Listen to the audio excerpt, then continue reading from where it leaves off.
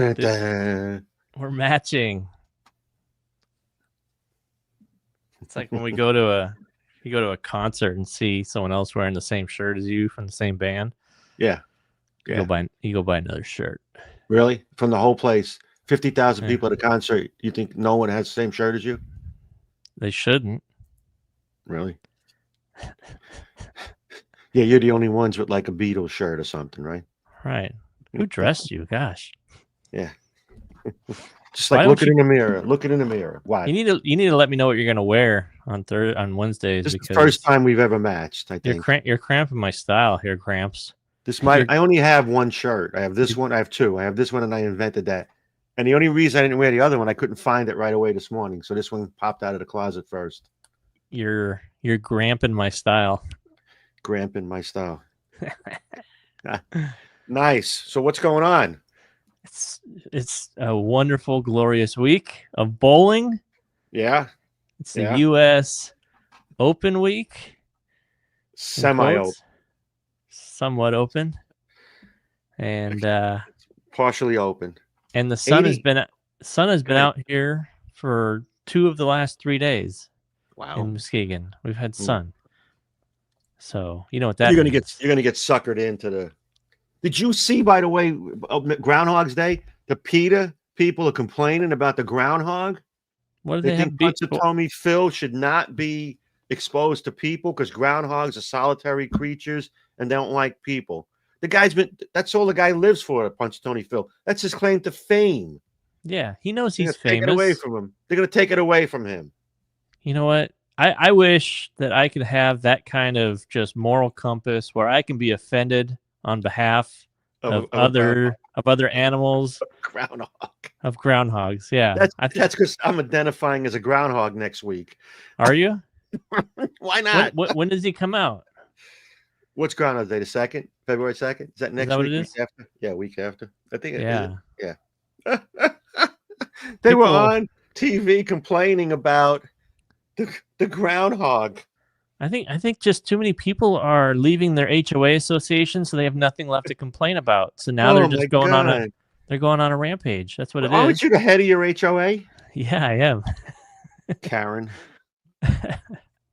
Yep, we do those watch parties, where we walk up and down the streets and start writing people. Are you kidding me?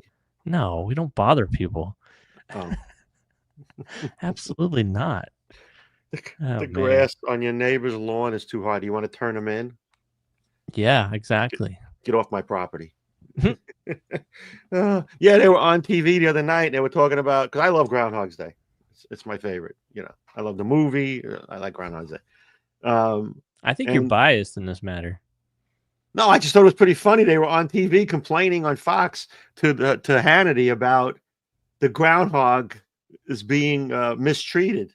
Yeah, I think you're only taking up for him because the name is Phil also. Yeah, exactly. Yeah.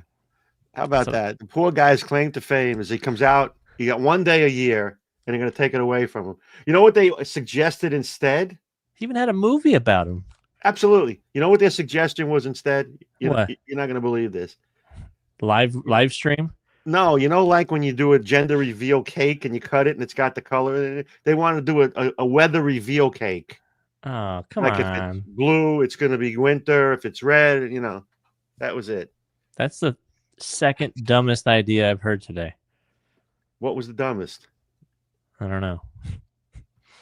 We got some dumb things to talk about today, too. Anyway, we're going to talk about the U.S. Open. Hey, but they could throw purple hammers this week, can't they? Oh, yeah. Oh, yeah. You know why? Because they're still legal. It's been a while since I've you got to find it now. It's probably buried under there. It is. This just in. Yeah. And they can throw it at the Masters.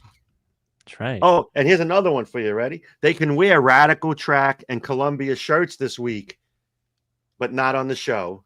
Oh. Because the PBA owns the rights to the show.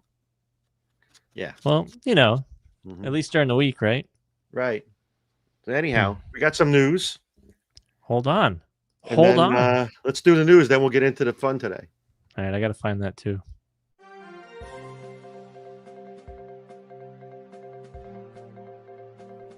It's the striking news. bowling news and views from around the world with your hosts, Brunsnick and Phil Cardinelli. It's the Striking News. You're supposed to do that. You never got that done either. I'm loving it. There we go. So we talked about a little bit. The U.S. Open's underway. Purple Hammer can be in play. We talked about that. It's a USBC tournament, so they can throw the Purple Hammer in that and the Masters. Pretty cool. I told you about the shirts. They can wear them, but they can't wear them on TV because PBA owns the show. So you know what I was going to try to do, and I couldn't get it done this week, but I may try it for the Masters, is hand out Radical shirts for all the people in the audience. There you go. We'll show them we can't get that shirt on TV. Be the first shirt on TV in a while. That's right. We talked about go ahead, I'm sorry. Because league bowlers don't bowl in the PBA. That's right. That's exactly right. That's who we care about, and that's who we care about. That's right. So we talked last week, I think it was. We talked about the sponsor, John's Crazy Socks. It's a cool sponsor. You got to go read that story about that company. It's pretty impressive. It's pretty nice. It's a good story. A very heartwarming story. But then I found out this week that they got a new sponsor. What? The PBA. Who? Yeah. Dude Wipes. Yeah. Yeah. If you watched the show, you heard Randy Peterson make several plugs for the product. Gross. Very. Can you use them to wipe your bowling balls off? I mean, behind closed doors, you can do whatever you want. But not during competition. Yeah, I mean, it kind of defeats the purpose. I don't know what's in Dude Wipes, but I don't know. I mean, if it's just an alcohol, use them. The pros should be able. It's not alcohol.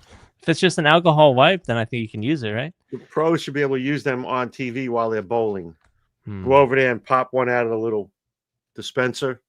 Yeah, I think most of them are going to use them after a block. You know. Yeah, well, some of them exactly. So last week was also the first tour stop, the Delaware Open. That was the one that Boo Crow won last year, right? I don't know. I think it was. Yeah, he was defending champ, so therefore he must have won the year before. How that works. Interestingly enough, they finally smartened up about a pattern to put out on a surface that's worn like that.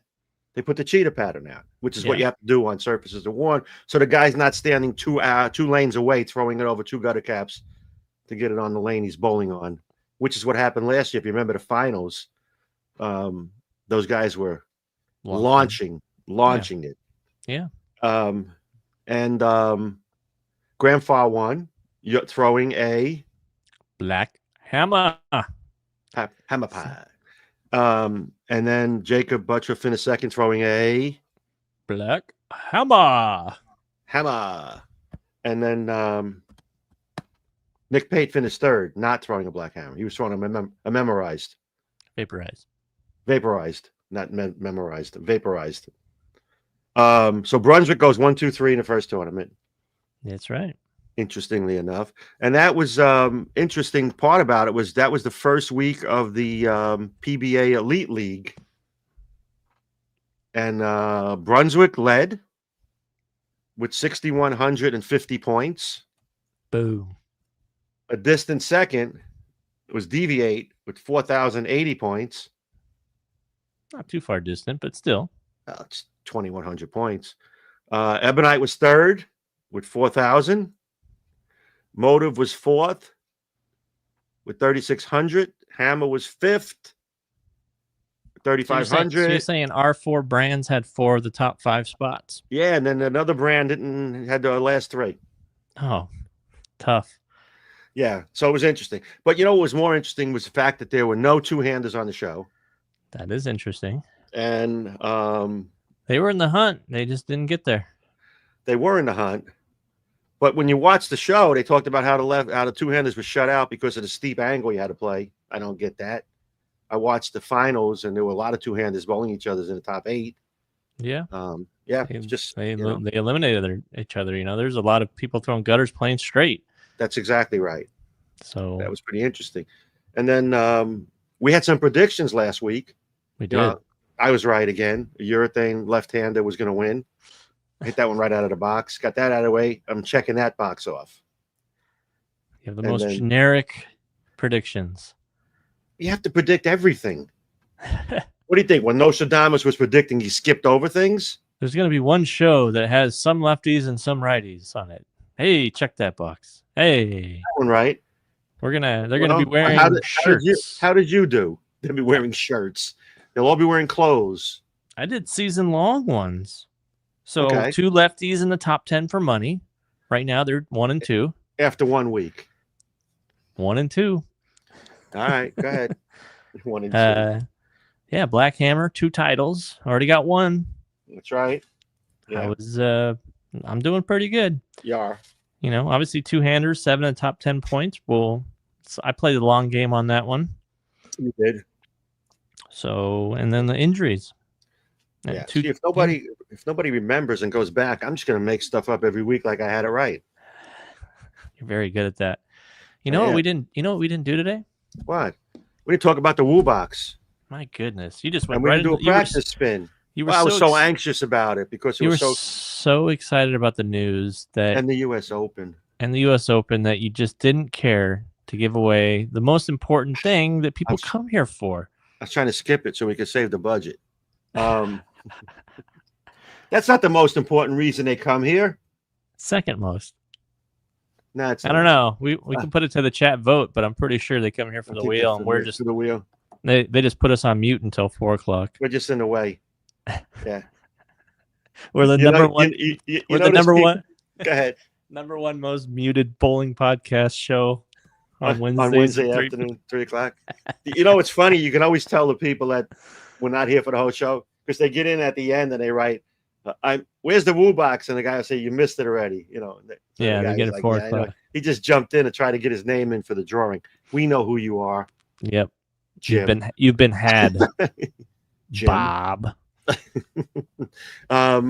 So the Woo box, how it works is Nick puts the Woo box up. You guys put your name in the Woo box. Staffers do not do it. And then at the end of the show, around 4:00 Nick time, he'll pick a name. If you're in the show, and only if you're in the show, you have a chance to win. Then you'll get a spin. If it gets grip sack, you can have another spin. If it gets 2 grip sacks, you get another spin. If it gets a 3rd grip sack, you go down in the Grip Sack Hall of Fame as a tri-gripper. You get 3 grip sacks. We're going to do a practice spin right now. We are. And I'm going to take... And it's too bad that the 2-handed lefty throwing urethane did not win, there was no 300 on TV. Yeah, but you know what? I watched it when I got home to watch who was going to make the show. Kevin Williams, 2-handed, throwing urethane. He was the guy I predicted was going to shoot 300. Mm-hmm. That was my when I looked at the standings, in my mind, I said, this guy's the guy he was the guy that fit the profile, and he whiffed a 7-pin to not make the show. That's terrible. Oh, but you guys all would have had a chance for the they would have all been rooting for him. Exactly. For no other reason other than greed. All right, I'm picking grip sack. I never paid your rent. You're picking grip sack? Yeah, I'm picking grip sack. I'm going to take Clear Magic. Okay.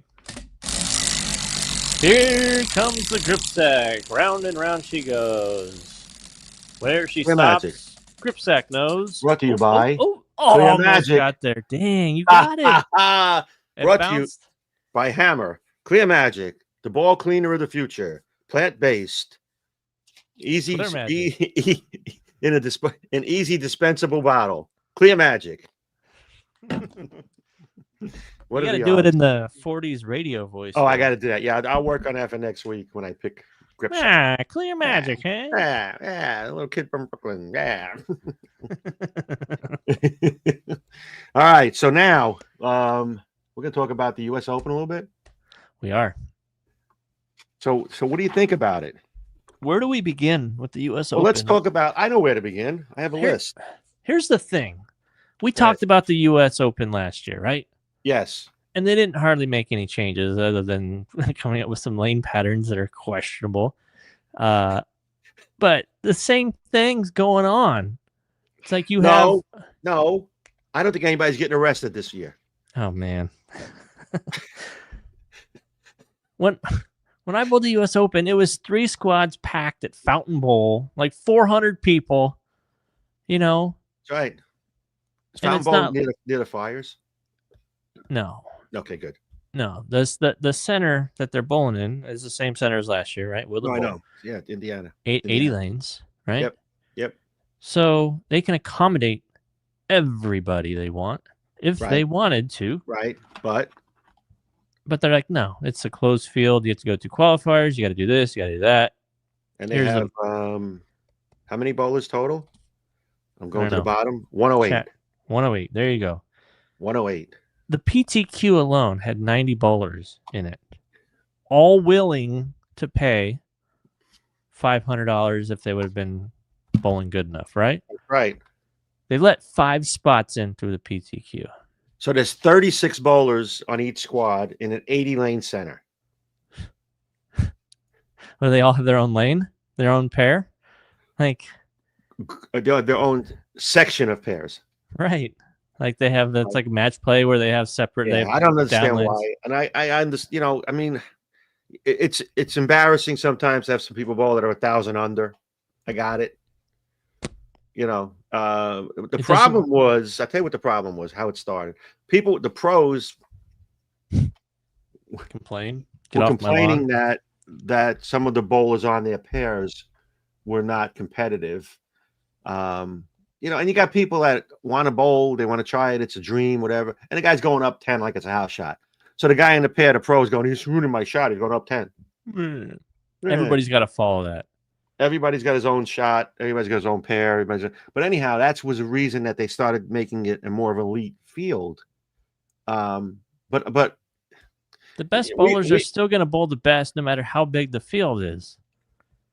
Right. I think people need to get their heads kicked in so that they know that, hey, right, maybe all these things I said on YouTube and comments in the Facebook, about these guys on TV shooting 200 and I can average 220 in league. Exactly right. I agree with that.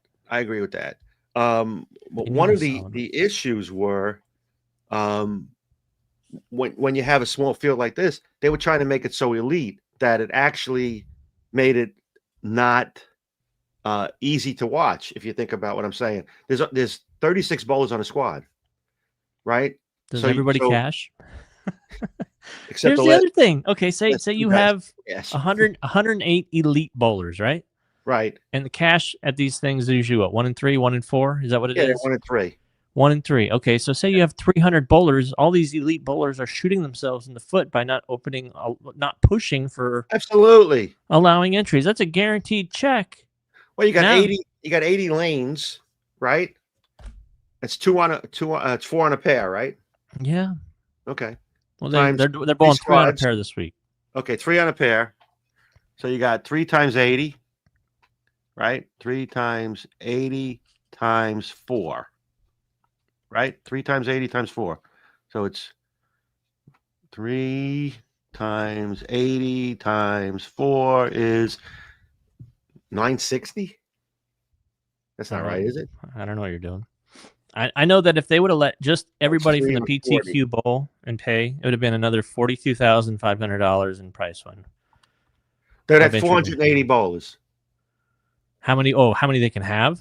480 bowlers. Yeah, I was figuring it out. 300 pair times 40 pairs. Okay. Right. So yeah, they can go up to, if they did that, they can go 4 on a pair. Well, let's say they go 3, even 3. All right. 480 entries. Yeah. How much is the entry fee? $500. $500. Yep. Hold on, my phone's ringing. Why? Don't they know you do a show? I don't think they did. They pay. How much do they pay? $500 times 500. That's $240,000 in entry fees total. Hello. Yeah. So they could have made 42nd place $200,000. How much? That's what I'm saying. Like all these guys, they might want to make it elite. Oh, we can't have those guys in. Well, you guys are just shooting yourself in your foot then. Right. Because 60 you guys ain't cashing. That's exactly right. I mean, would you rather have a easier time of getting a check because you got a lot of donators or whatever in the field that are, Well, you're going to get a smaller check, obviously. No, if you have 400 entries. Oh, no, that's a different story. But I'm talking about right now, you're fighting against better bowlers and you're going to get less money. Yeah. That sounds like something's wrong with that. So I did run down the stats, for the first two squads. Well, the first squad A and B is done on the second day, whatever squads they are. So you had 9 in the top 17 bowlers. You have 9 one-handers. Do the math. Mm-hmm. Whatever's left is two-handers. It'd be 8 of them.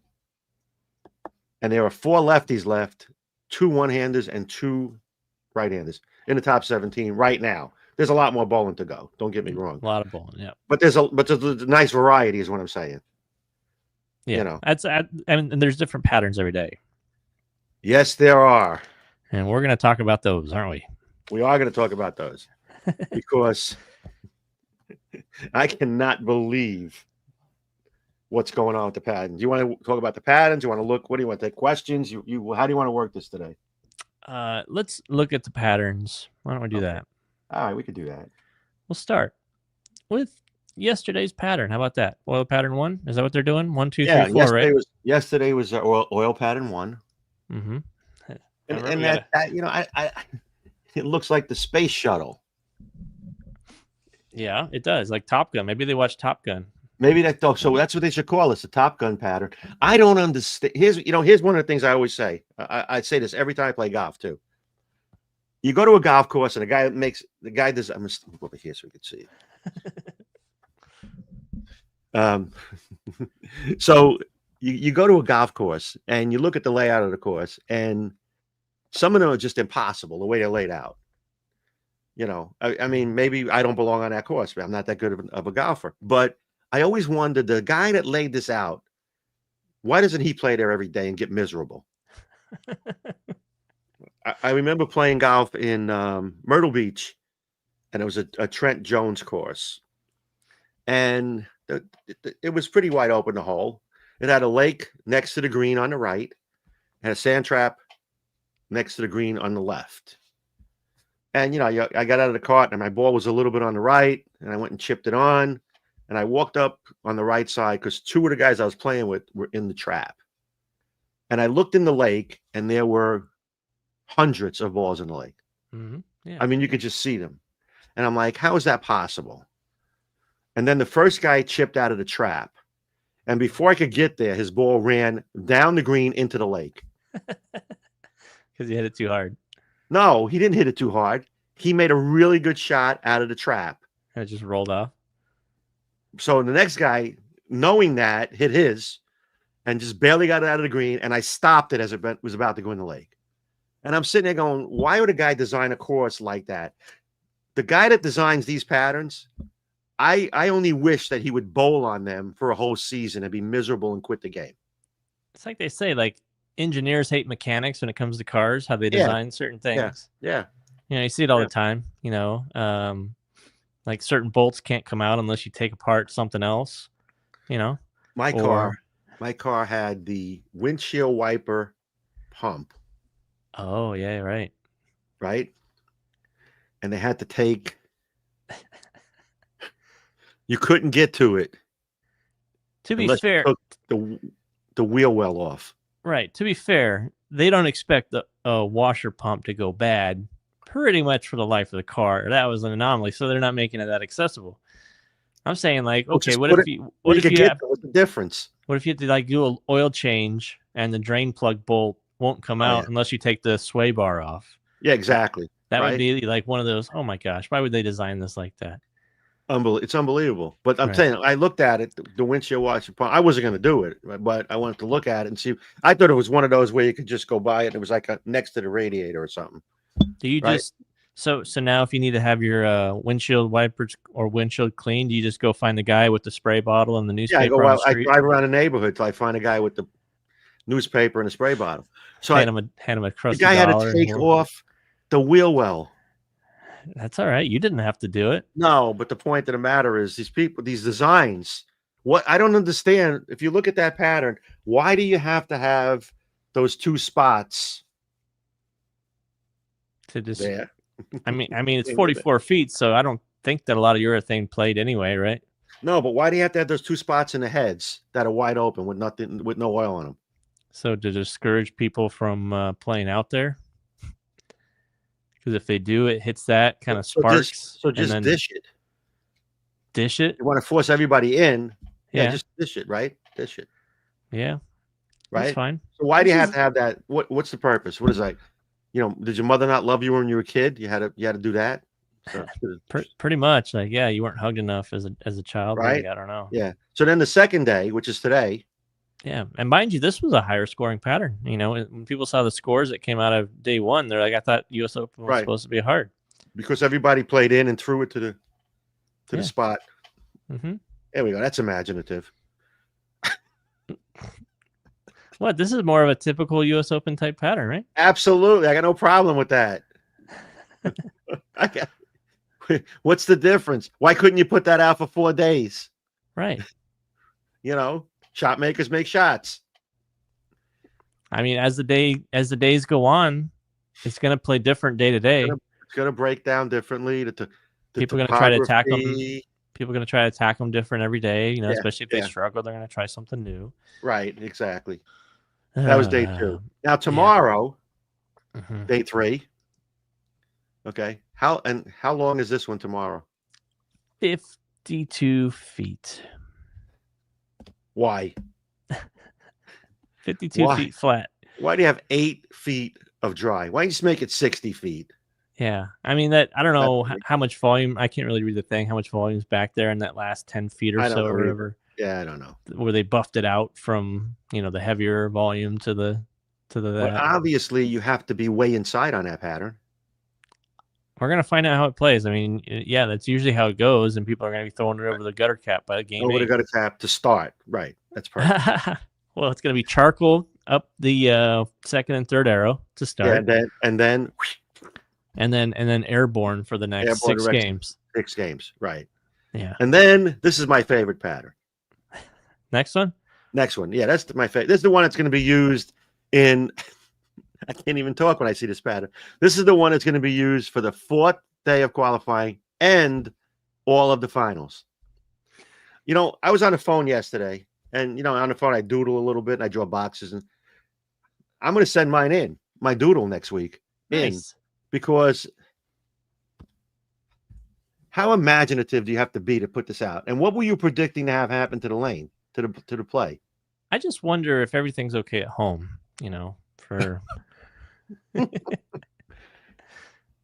So we have a video of Justin Bone, Parker's son, during the practice session, trying to figure out how to play this. And I want you to watch the ball motion, because when I watched it, I couldn't stop laughing.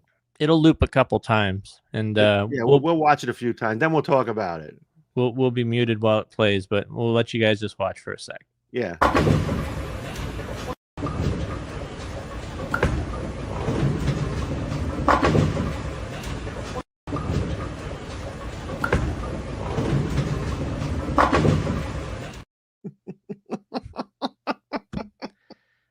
Hook, skid, hook, skid, hook, skid, hook. Yeah. So I get a lot of people. This is what I like. I get a lot of people send me emails, and they'll say, "Hey, I got a tournament coming up this weekend. I'm balling on this pattern. How would you play it?" If I got that one, I wouldn't be able to answer it. I would say polyester at the head pin.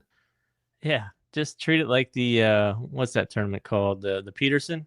Yeah, the Peterson. You can pipe it up, whatever. Fire it at the head pin. Fire it at the head pin. Yeah, don't try to hook it. Don't do anything. Fire that. So, I mean, what's the purpose of the pattern here? I mean, really, I watched that ball go down the lane. Mm-hmm. Granted, we only saw one bowler throwing one ball. I like how it still shows it's like ratio 1.57 to 1. It's like, really? Where? Which part are you measuring? Every other part is 1.75 to 1. Yeah, because at about 20 feet there, it looks like heavier volume in the middle and nothing outside. But then you reverse it. So is it the averages of all of it? Is that what it is? So here's the other part that I like. Look at the pattern that's on the outside part of the lane, on the right side and on the left side. Notice how it's not even symmetrical. Right. You go heavy, light, heavy, light, heavy, light, light, And on heavy, the other light, side, heavy. it's light, heavy. Yeah, it's the opposite. Yeah. I'm without words on this one. When I saw that video, I just laughed because you watch it a few times and you see the ball go down the lane and you see the ball hooked 3 times. And he's it's not like he is a new bowler by any means. No, he's a very accomplished bowler. And he his knows dad what he's might be looking standing at behind him trying to help him. or laughing at him, one of the two. Parker's head exploded when he saw that. I mean, how the hell do you do that? Are you kidding me?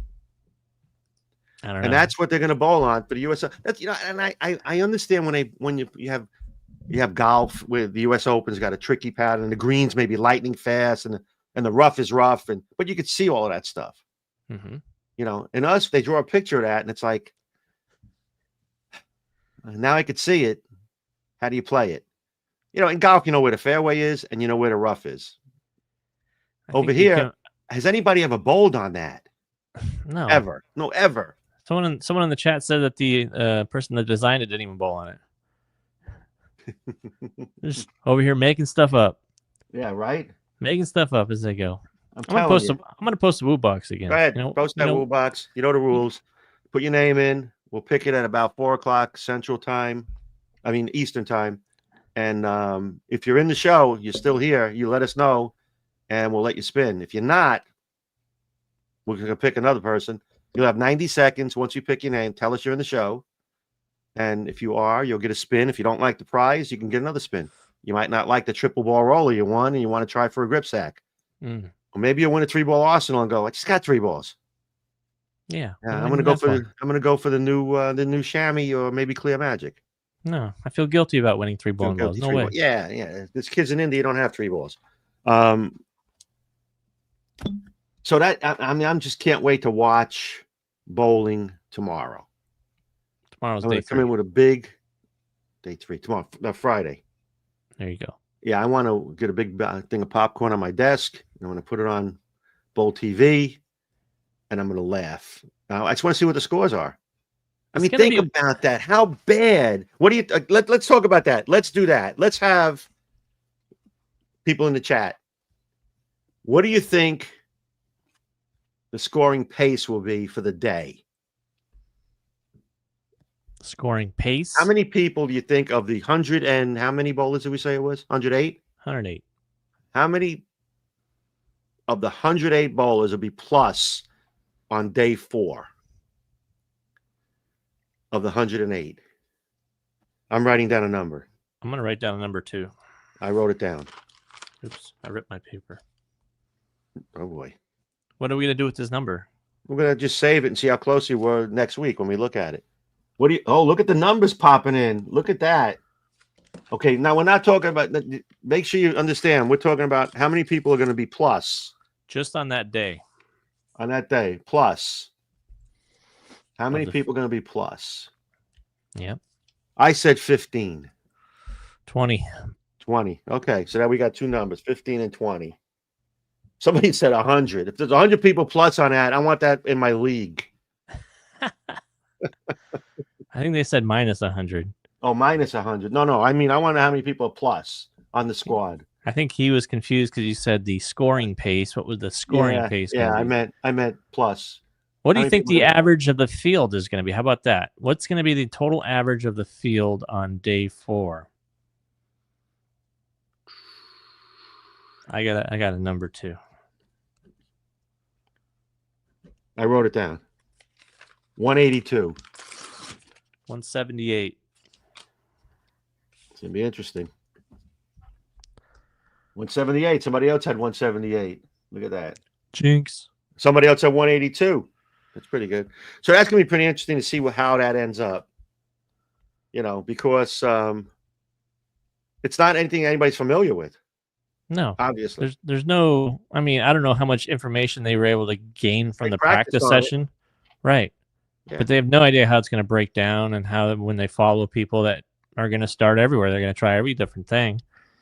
That's right. How much is your thing going to blend it out? How much is your thing going to, make it less important? Do they use plastic? I don't know. No clue. You know what they should do? They should have a tournament with. They tell you what type of ball you have to throw. Like on squad 1, you have to throw polyester. On squad 2, you have to throw urethane. On squad 3, you have to throw a resin ball. They did that. They had a plastic ball tournament many years ago. Tournament. I know. Brian Isaac won. That's right. Yeah, he beat Belmo. Belmo rang a smash 7. Went over the 7-pin. Catapulted it. It was amazing. It was. It was to lose. And Brian was a local boy from Farmingdale. Local boy from Philly. No. He's a local boy from Philadelphia. Appearing in his first game. He bowled well, you know, a local boy. You don't see that anymore. You can't because you gotta get through the PTQ. 5 people make it out of the PTQ. It's insane. Isn't that nuts? Just and last week you had 100 people bowling a PTQ. Let them bowl. Was this week. This week, 100 people bowled PTQ for 5 spots. Yeah, 90 and 5 got in. I was looking for the cut line when I was looking at the PTQ. I was like kind of scrolling. Yeah, you went too fast. I was like, where is it? I was like, oh, it's at the top. It's at the top. You know, here's the other part that's interesting about that. Why would they don't even bowl that? But they don't even bowl on one of the patterns. Oh, geez. Well, they don't want to get a leg up. Yeah, they should have put the last pattern out for the PTQ. And stay out. God, can you imagine trying to like kick off your U.S. Open week by bowling 8 games on that pattern 4 and then having to go bowl the tournament? Oh, that'd have been great. Think your arm swing would have been locked up. Like your turn, like your idea for bowling on the easiest thing possible, and then you go before you bowl on a tough, right? You want to loosen an arm swing up. My gosh, you want to take some questions? What do you want to do? I want to do. We got the top 5. Yeah, I like the top 5. Top 5 is a great one. This might be the best top 5 we've ever done. You said that last week. I know, but I say it every week because I just keep wanting to outdo myself every week. Yeah, you're outdoing it. And we actually got some internal communications, from the tournament committee on the patterns that did not make the cut this week. Yeah, we did. Right. That's right. So they called us because they knew we were a popular podcast at 3:00 Eastern time. So the tournament committee leaked us the email of all the patterns that just didn't quite make it this weekend. This is the top 5. These are the top 5 that did not make the cut this weekend. Oh, it's tough. Tough. Here we go. Number 5. We're gonna go through the patterns, and then you're gonna see what they didn't have to bowl on this week. Thank God, right? Right. Here we go. Number 5 is the dyslexic pattern. It's they looked at the sheet upside down. They programmed the machine wrong. Put the machine by the pins and ran it backwards. Because the guy there didn't realize that the lane man was trying something new. He wanted to experiment. He was trying to shortcut it, but he ended up just putting it in all backwards. So that's right. It's just like you see that all the time. People drill bowling balls and they don't get the left pitch for the right pitch right. They get the table wrong set up. Oh, left is left. It's like, oh man. No, left is right. All right, number 4 patterns that didn't make the cut this week is they're gonna loft it anyway pattern. So they just made it so that the 2 handers will feel right at home. That's going to be on a 52-foot pattern. So where does a lefty play on that pattern? Oh, they don't. They take a seat. They call that the Bermuda Triangle. Yeah, I mean they just set it up like that. It's fine. That's it. Yeah, I mean the lefties. I mean, come on. If you're putting out a 50-foot pattern, good luck anyway. So yeah, the Bermuda Triangle for a lefty is when the righties get left of you, burn the heads, and you got to go across that in that little triangle you created. You get lost in there. Yeah, and the tweeners that like to play straight up, like no chance because there's not even oil on the lane. They didn't even bother, and there's no oil in the first 7 feet of the lane either. So, yeah, they're gonna loft it anyway. Who cares? Number 3, the science is life pattern. With all the little extra oil put in no particular order. They just put the heavier oil spots, in different places on the lane. Right. It's 40 feet and it's 74 D units. So, that's it.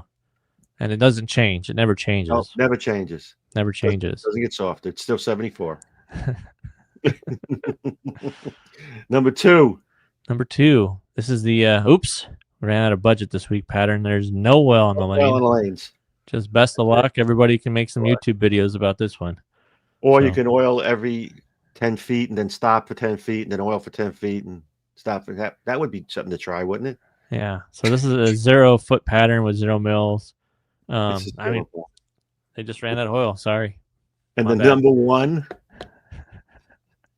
one is a measles pattern. It's the spots are everywhere, and you're gonna need 200 cc's of fluid to. If anybody watching gets a chance to talk to some of the old timers that bowled on tour, ask them about the basketball. The basketball? Yeah. I don't know what I mean. So what Lenny used to do is he would hang around and watch from behind the bleachers during the practice session, see where the lefties were playing. He hated lefties.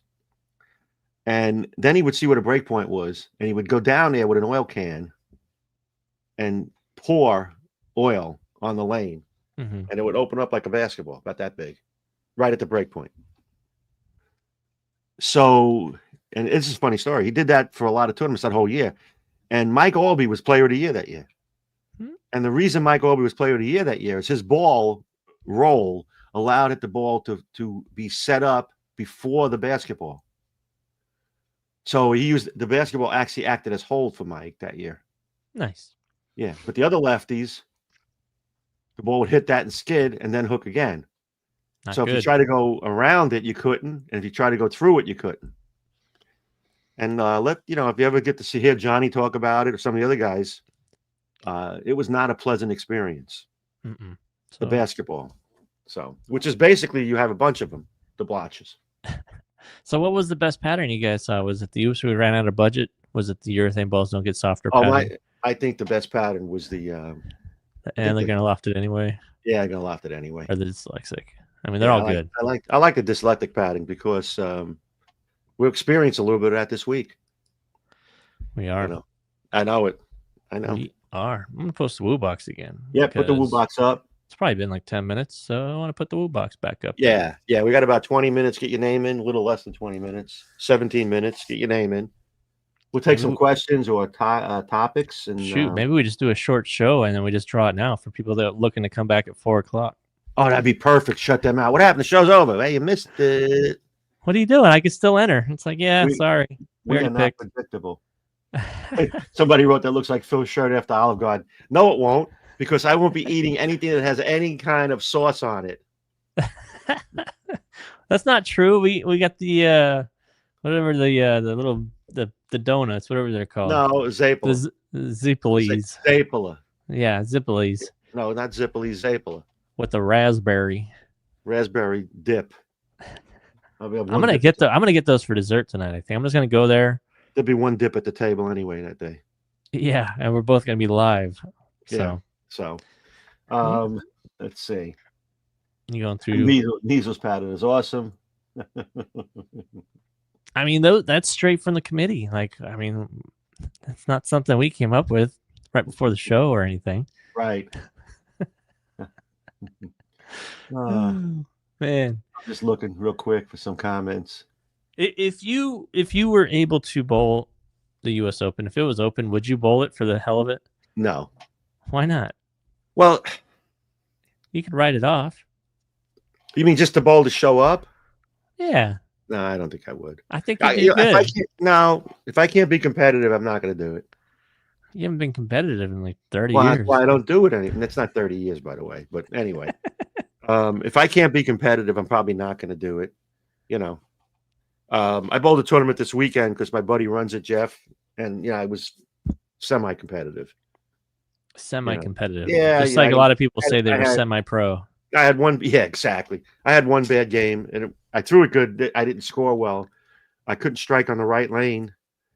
I struck on the left lane, but on the right lane, I tried to decide to have to try to strike, and both times that I moved, I split both times.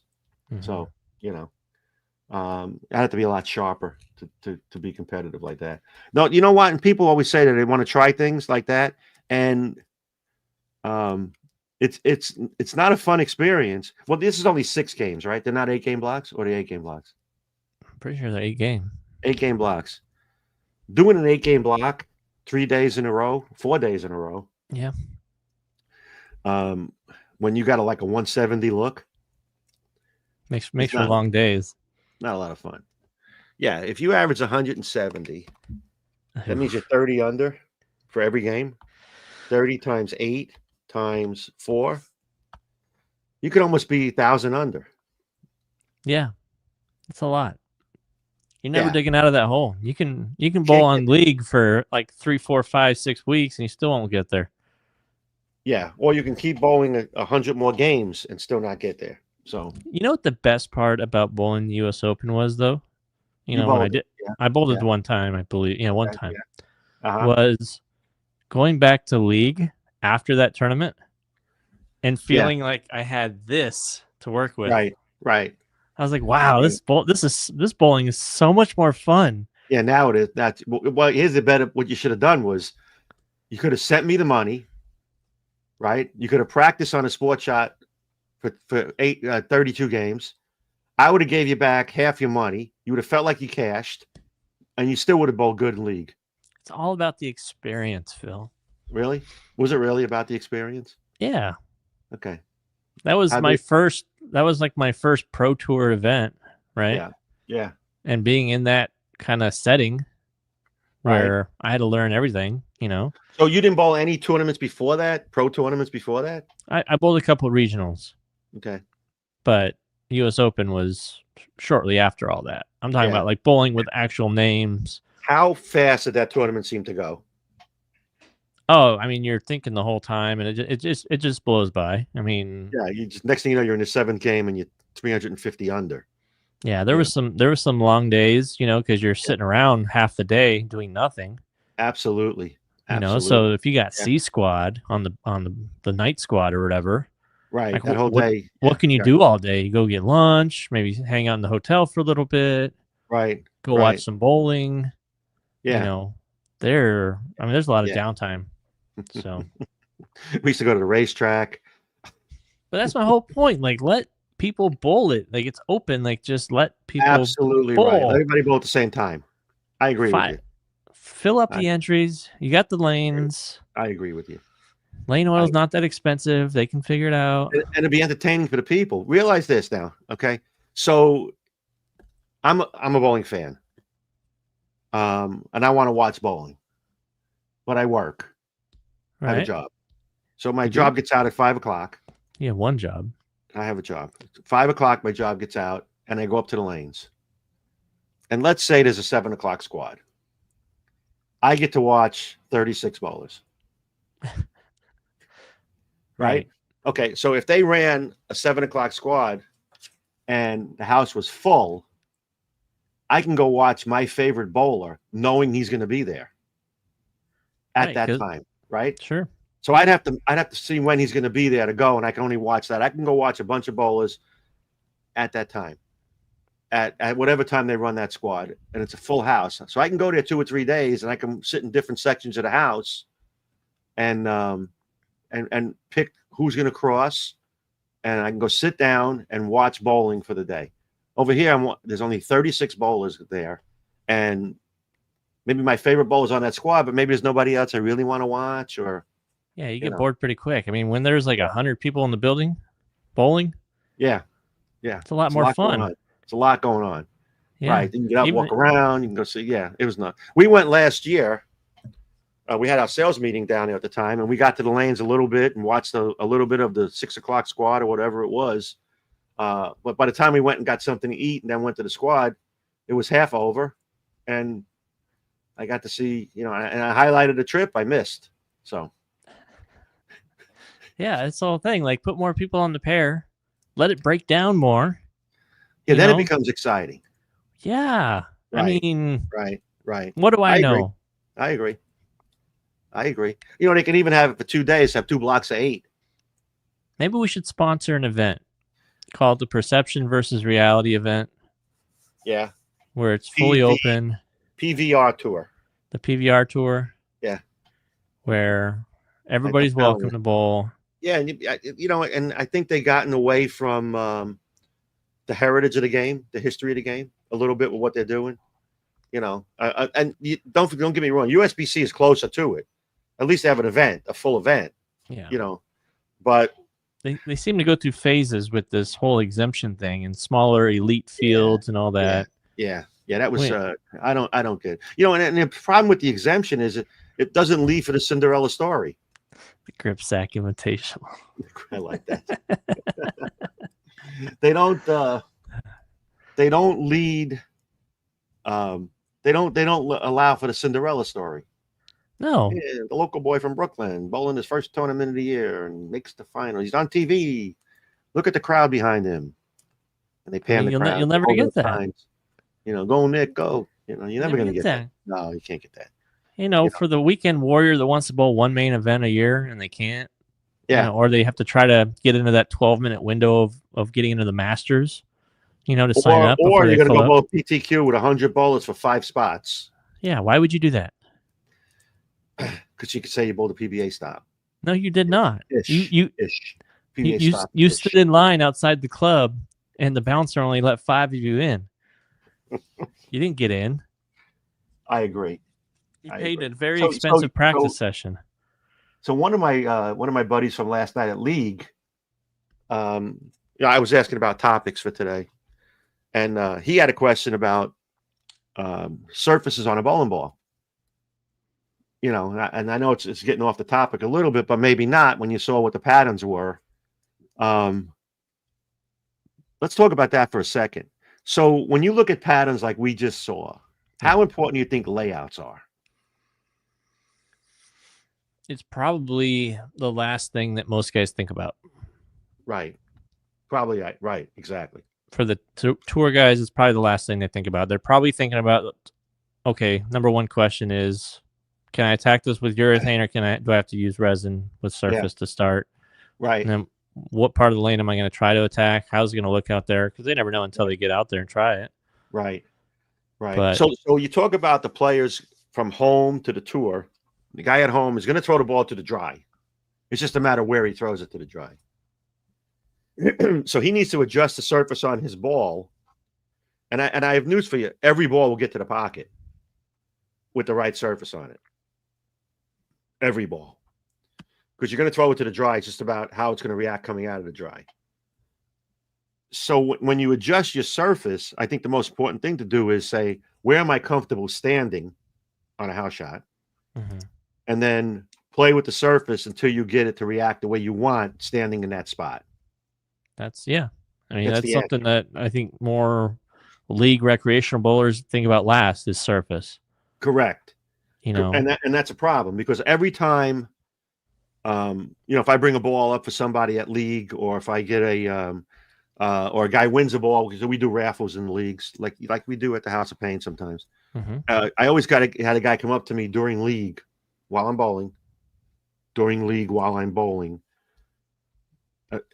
as I'm bowling league, they come up to me and they say, "Hey, I won this ball. How should I drill it?" Well, it's not how you should drill it as much as throw it and then see what you have to do to the surface. Or just, hey, see that guy up in that room up there with the open close sign? Yeah, that's the guy you want to go talk to. How should I drill it? With a drill press and drill bits, preferably. Yeah. I'm going to tell him, look in the box. There's a drill sheet. Pick one. Yeah. It tells you where the ball is going to roll. What's your favorite layout? What's your favorite layout? Adjust surface. You're just like adding salt to taste. Exactly. That's surface. After you throw it out of the box, adjust surface. But getting back to the U.S. Open now, they pay more attention to mils, how many mils are on a lane. They pay more attention to the length of the oil. As a league bowler, just go ask them. They'll tell you it's every week the same. Guy pushes a button. They have to go out there not knowing how it's going to break down or how it's going to be played by everybody with several surfaces. Whether that means urethane as a surface versus resin as a surface, or sanded versus polished, or smooth versus something with compound on it, but anticipating the breakdown is where the problem is. Now, on the 57-foot pattern or whatever it is, 52-foot pattern, they're going to be playing way in with surface. Yeah, they're going to get there. Right. Just because how they start and how they're going to run out of lane. Sure. Yeah. So when they put various patterns out, it only is more expensive for the companies because we want balls being drilled, and although there's some guys, and I don't know if they still do that anymore. You think some guys take the same balls and just play the surface? Well, yeah. I mean, if you asked like Graham this last weekend, Yeah, he probably had 4 or 5 black hammers lined up with the right. original surface on it. Yeah, Some probably same layouts so that he had new ones to go to right. when he needed it, or Right. some with more surface. But as far as layout, I bet you they weren't very different in layouts. Right. And somebody At said all. Butcher had 4 black hammers, the pearls, in his bag this week with all different surfaces on them. Yeah. Yep. And what some of the guys do on tour, which I've done a video on it before, is some of them have a 16-pounder, even if they don't throw 16. Yes. Because the differential on the 16-pound black hammer is about double what it is out of the 15. Right. So I was talking to somebody about that yesterday as well, about going back and forth. I'm certainly way out of that league right now, but how many people can do that? Can you do that comfortably? And you got a decent game. Can you go 16-pound, 15-pound? Well, let me ask the question differently. If you threw the 16-pound hammer, yeah, and you threw the 15-pound hammer, would you see it different on the lane? Yeah, or for sure. would the lighter weight? Let me finish my question. Don't shake your head. Wait till I finish the question. Would your rev rate and ball speed make up for what you would lose in rev rate or ball speed with a 16-pounder? Would it make up for it in a 15-pounder? I didn't throw the 16-pounder any slower than a 15. Okay. So rev rate was remotely in the same area. Right. Okay. So you didn't see much of a difference. I didn't see much of a difference because I still have plenty of strength in my hand. I don't have that fatigue, but I will fatigue quicker with a 16. Right. As I'm bowling. Right. I'm done with that guy. But it's night and day between a ball that flares 3 inches on a urethane versus only flaring 1 inch. So it's a difference. Right. And you can do the case studies all you want, but a 16-pound ball thrown at the same speed and revs as a 15 is going to strike more. Right. So when people ask me about dropping down in weight, and I say, you should, if you feel comfortable doing it, you should do it, because the assumption on my part is they're going to throw it harder, a little bit harder, and they're going to have a higher rev rate, and that will accommodate the drop in the total weight of the ball. And when I tested 14 versus 15, my rev rate went up quite a bit. Right. But my speed did not go up. It probably almost came down a little bit because I lost that feeling at the bottom of the swing. So I was kind of grabbing for it to try to feel it to get that's where the extra revs came from. Yeah. So there's a lot of motion on those because you can get more revs. You can manipulate the ball better when it's lighter. Right. So let's talk a little idea. bit for everybody about why they're different in the hammer. The 15-pound ball has a thick shell. I'm sorry, the 16-pound ball and the 15 both have a thick shell. Yeah. And in order to achieve the core dynamics, the 16-pounder has more differential is built into it. They could create that if they wanted to, but it wouldn't be a thick shell ball at 15 if they wanted to match the differentials. Yeah, I mean, the outer core has to change in order to do that. So exactly. Right. To get the weights up to where they need to be. That's just what happens. The numbers come up a little bit. Right. Do you have any questions? You've been looking? I am not looking. I actually just picked a winner because I'm going to do this drawing early so we can mess with people that are taking off right now. All right. We're going to do the drawing early. I mean, we can, right? Yeah. And then we'll look at some questions after we pick the winner. For anybody that's still left. Yeah, there was actually a question I'll put up there for you, so I can get an extra little bit of time here. Pete wants to know, when the Radical decided not to register the brands with the PBA, did you know about the Battle of the Brands? Absolutely, we did. And we are registered. We're registered. You can throw radical balls all day. You can't wear the shirt. So it was a return on investment situation. Is it worth it for me to spend all the extra money to get my shirt on TV when they can still throw the ball? And they can throw the ball on TV. So yeah, we knew all about the battle of the brands. And you know what? And again, let me just explain a little differently. You have 8 companies, okay, and you need 7 players per company in order to be competitive, right? Well, there's only 56 exempt players, and then 6 come out of the rabbit, or PTQ, whatever they call it now. If you added more teams, how are you going to do it? Where are you going to get the players from?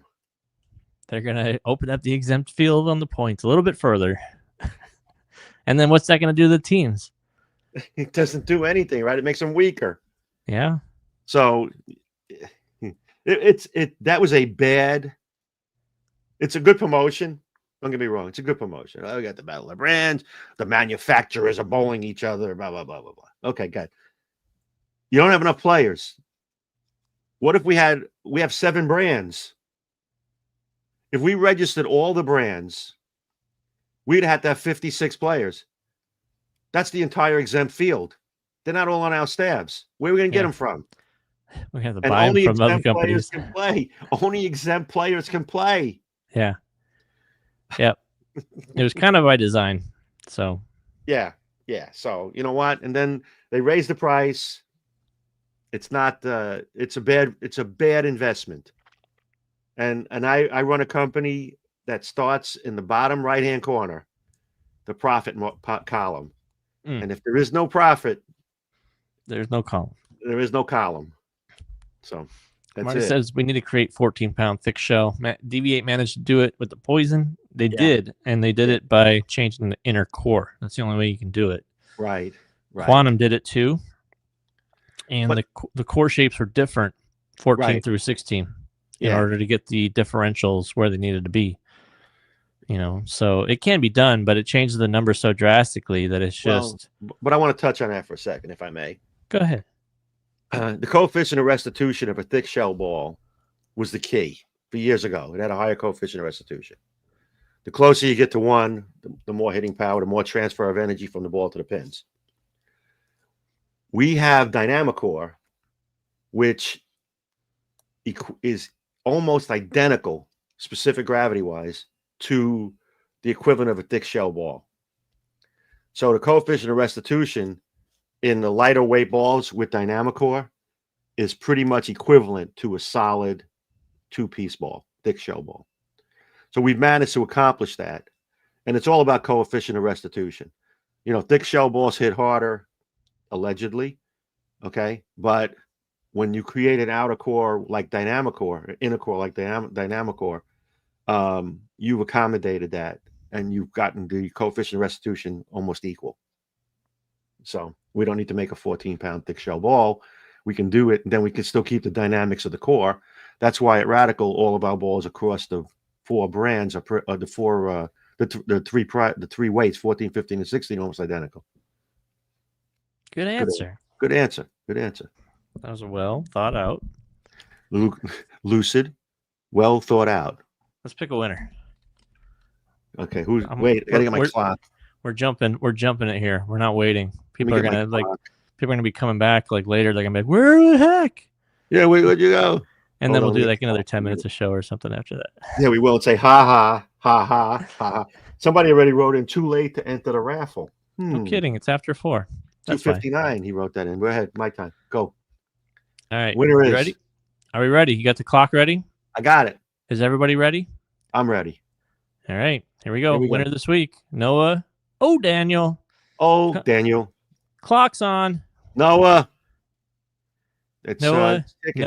If you're Noah here, you're Noah going to get a spin. Here, if you're Noah going to be here, don't sign up. Does anybody know Noah? Where's Noah? Oh, Daniel. Daniel. Oh, Daniel. All right, Noah. You got 60 seconds. And if you're not here, this will be the first time. We're moving on. Tick tock, tick tock. Excuse me. Tick tock, Yep. tick tock. Tick tock, tick tock. 30. You got 50 seconds. Noah. Noah. Noah. We're gonna be here. I'm gonna have to pick another 40 winner. seconds. Noah. Mm-mm. Noah. Everybody's rooting for it. Everybody's rooting against you, Noah. The next guy in line's pretty happy, whoever that may be. Here he is. I see him. Where you see Noah? What's his name? Noah. Noah Daniel. Stepped it away. He stepped it away. He stepped away. All right. All right, Noah. Here you're here. Here goes your spin. Don't screw it up. I don't know. It's a pretty common name. Should we verify his email? No, I think we're going to give it to him. All right. Fine. All right, Noah. Here's the spin. Here, you know the rules. So we're going to spin it up. Right. Keep both hands away from the wheel. I can't afford any more 3-ball arsenals. I'm going to spin it as best as I can to get you a 3-ball arsenal because you deserve it. And if not, hopefully you get a grip sack. Yeah, you become the hero. I'm the GOAT. Go ahead. Here are my hands. All right, good. I'm going to be pointing to the winner. 3-ball arsenal right up here. There it is. Oh. All right. Sia Air pads, right? Okay. Sia Air pads. That's a whole set of pads. And, you know, somebody's won those in the past where they got 500 all the way up to like 4,000 grit. Yeah, they're expensive. You're going to let me know, though. Do you want Sia Air pads? You need to. And we just talked about changing the surface on your bowling ball to accommodate where you want to stand on the lane. Right. So, you know, it's almost a sign where if you don't choose these pads, then you're going to have over-under issues. That's right. Let's see what we got. What do we got? No, would you step away again? Oh, he says keep it. All right. Nice. Good choice. Very nice. Good choice. Smart man right there. He knows he's going to go to the lanes. I'm going to stand in this spot, and I'm going to keep playing with the surface of my ball until that ball hits the pocket. And goes through the pins. And then goes through the pin. That's how you do it. That's it. That's the secret of pro bowling right there. And the same answer goes to my friend Greg that asked me yesterday at the lanes, if he's watching. They want us to spin again to see what he would have won. You're going to race the spin? All right, let's do it. Hey, we're going to – okay, he's already picked Sia Air pads, but here's what you would have won if you would have thrown away the Sia Air pads. Door number 2, you would have won a trip for 2 to Miami. Here's my hand. Now it's going to be the 3-ball arsenal all day, right? Yep, exactly. Here it is. Clear Magic. Good choice. Hammer, Clear Magic. Brought to you by Hammer. Clear Magic, the plant-based ball cleaner. When your balls get dirty, Clear Magic. And then you can use Dude Wipes, sponsored by the PBA, a sponsor of the PBA Tour. Dude Wipes. Dude Wipes. Firestone. Dude Wonderful. Wipes. Yeah. Noah, congratulations. I'll reach out to you after the show to get your shipping address, and then we'll get that order in for you. So you'll have a full bag of Sia Air pads to adjust all your surface. Is it autographed? No, sorry, will not be autographed. No. That would be those things you don't write on those very well. So it'd be not a great autographed. Nick, you're going to sign the guy's Sia Air pad. Yeah, actually, he's going to sign it on the front, and then you could just sand his name off. Perfect. Really appreciate that. That was good. All right. There was a couple other questions. I don't know if we want to go back and kind of. Somebody asked if Marshall Kent still using a sneak attack. He did last week. Shot 300 with it last week, right? Yes, he did. Yeah. Yes, he did. Here we go. Here's an easy question for you. How important is a person's average to be considered as a staffer for Radical? You know, we cater more to the league bowlers when it comes to staff and selection. I get a lot of guys mail me their resumes. I got 8700 300s. I got 52 for 800. You know what? If you can't sell a bowling ball, you're not helping us. It's not that important, but you have to bowl. And you have to bowl. You have to bowl in some competitive leagues. But, you know, you don't have to be the best bowler in the league. You know, we got some bowlers down here that are the best bowlers in the league. Don't talk to anybody. Exactly. They're the least sociable people. How many people you know that have like that kind of stats, you know, 87 300s and all the 800s and all that stuff. And they're like the rudest people ever. They can't be bothered by anybody. You know, it's funny when you say that. I have a premise, and since it's my company, I can apply the premise that 220, 230 average bowlers hang out with 220, 230 average bowlers. Yeah, that's true. You go in a bar after league, they're sitting next to each other with all their rings on and telling everybody how great they are. and the guy that buys, and they don't buy any bowling balls. Oh, I'm on this guy's staff. I just signed with them. Here's my coupon for a shirt if you want a 10% off. And use my code. use my code. Okay. And those guys all talk to themselves.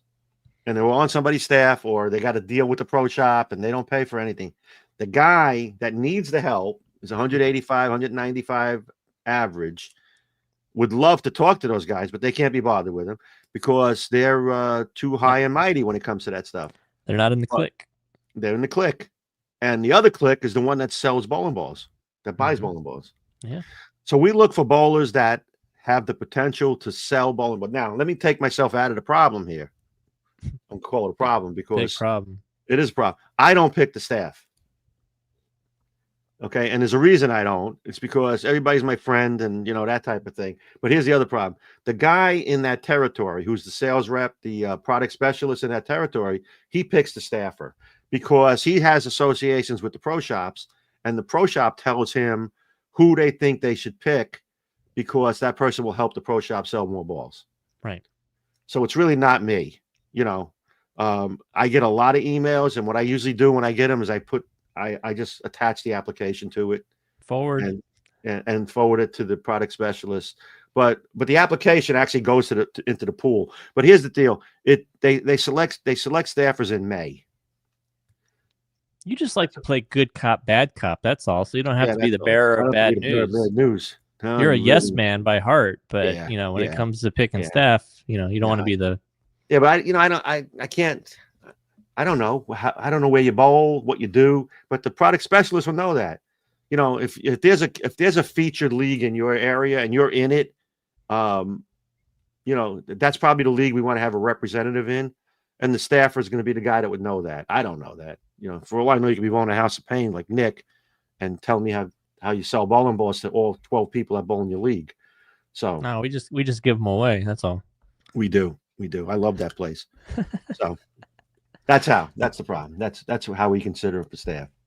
Chris wants to know, how much does the PBA help you sell balls? We did a whole show on this, by the way. I know it. If not on the PBA, but have a good pro shop distribution, how much negative impact does lack of TV have? Well, I'll tell you what. Last year was Radical's biggest year in the last 5 years. And we had no staffers on the show. We had a couple of balls on the show, not a lot. And we had the biggest year because we rely on the pro shop guys, and we rely on the league bowlers to promote. I'm not going to give them a ridiculous amount of money for product registration in hopes that I might get a ball on the show once or twice. And here's the other thing that goes along with it. How many staffers is the right number to be on tour in order to get enough balls on the show? It's not about the number. It's about having the right number. Who can get on base? Who can get on base? Right, exactly. Guys, if you don't look at your sheet, I'm going to point at Pete again. That's exactly right. You got to get on base. And you know what? With the patterns the way they are, you got to have two-handers. You got to have urethane. You got to have this. You got to have that. It's not the best bowler. It's the guy that matches up.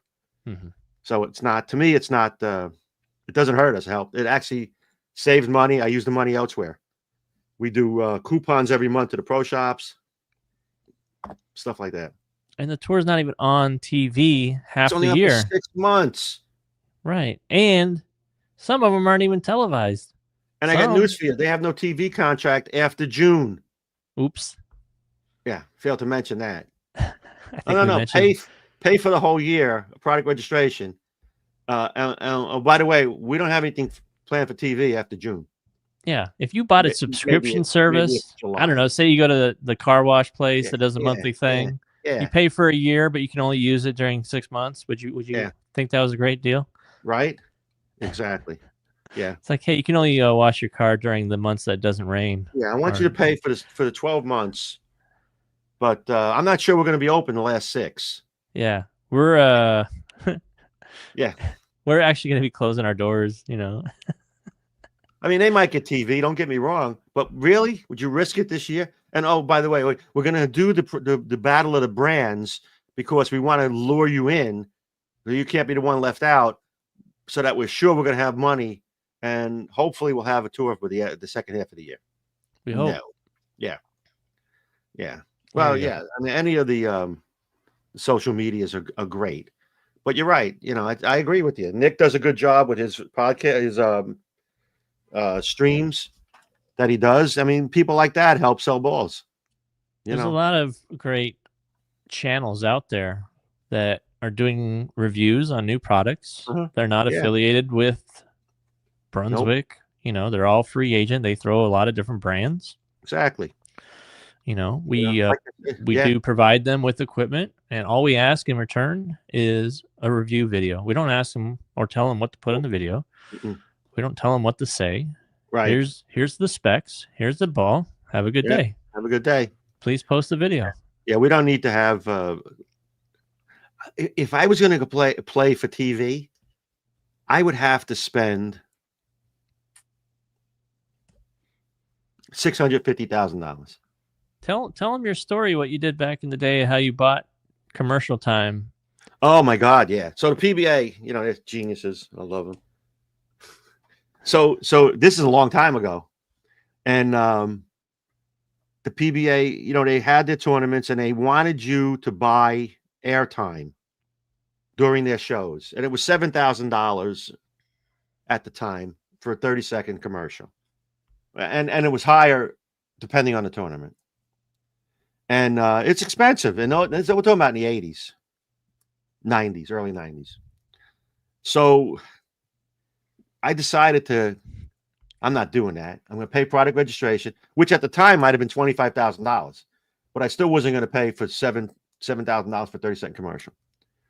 So what I did was I produced a commercial, and then I went to the local cable channels because it was on ESPN. It was on cable.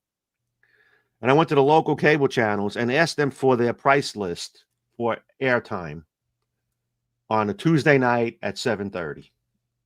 I think that's when bowling was on. And they sent me the price list. And then I bought commercials, local commercials in that area during that time frame. For instance, Buffalo was $100 for a 30-second commercial during the PBA show. Buffalo is the biggest market other than Detroit. And I bought 2 for that show. Then they went to Rochester. Rochester. It was like $150 for 30-second commercials. So I was buying commercials up for every show. Now, New York might have been $500 when they came to Long Island. And, you know, like Chicago was high. But Detroit, the biggest bowling market on the planet, was $300 for a 30-second commercial. As opposed to $7,000 for one. That's a lot of commercials you can buy. I was buying 2 or 3 every week. He don't even ask for a receipt at that point. Just give him a couple $100 bills and be like, all right, spread them out. Got it. And you know what? And then PBA got pissed at me. And I'm like, what are you getting pissed at me? Because I'm smarter than you? Oh, you should have got money with us. I could have bought one commercial instead of 30. Now we can't get steak dinners. I had 30 some odd commercials during their entire tour on Tuesday night. And here's the best part. Most of the bowling centers broadcasted the show during the night, Tuesday nights. I mean, if you had TVs up, the bowling was on it. And I'm running it in Buffalo where everybody's bowling league. Watching that. Here's my commercial. Hey, come down to Track Bowling and get yourself a new track shirt.